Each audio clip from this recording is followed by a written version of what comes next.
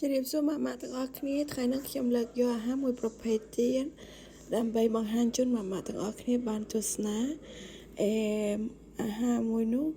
របៀបធ្វើស្រួលទេមុនដំបូងហ្នឹងខ្ញុំយកទឹកស៊ុប3ដុំដុំកកដែលខ្ញុំបានធ្វើហើយហ្នឹងយកមកដាក់ឆ្នាំងឲ្យវារលាយទៅហើយនេះគឺជាផ្លែគួកនៅស្រុកខ្មែរខ្ញុំប្រហែលដូចជាផ្លែល្ពៅ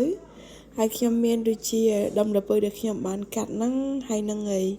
សាច់ទ្រូងមាន់ខ្ញុំដាក់ជាមួយអង្ករបន្តិចហើយនឹងស្ពៃឃីវយើងហ្នឹងស្ពៃតឿក៏បានស្អីក៏បានដែរឲ្យតែស្លឹកឃីវអញ្ចឹងណាហ្នឹងហើយឲ្យតែស្ពៃឃីវអញ្ចឹងទៅដាក់ឲ្យកូនយើងហ្នឹងវាមានសុខភាពល្អបន្ទាប់មកខ្ញុំយកវាទៅដាក់ស្ងោរលាយចូលគ្នាទៅយើងកូរវាឲ្យសព្វអញ្ចឹងទៅហើយថែមអំបិលបន្តិចឲ្យវារៀងប្រៃហើយបន្ទាប់មករួចចប់សពគ្រប់ខ្ញុំក៏យកមកឲ្យកូនខ្ញុំញ៉ាំកុំភ្លេចធ្វើញ៉ាំនៅផ្ទះឲ្យកូនញ៉ាំណាម៉ាក់ហ្នឹងហើយជាអាហារបំប៉នដែលល្អសម្រាប់កូនរបស់ម៉ាក់ទាំងអស់គ្នាអរគុណច្រើនសម្រាប់ការតាមដានពីដើមដល់ចប់ចាំជួបគ្នាលើកក្រោយអរគុណច្រើន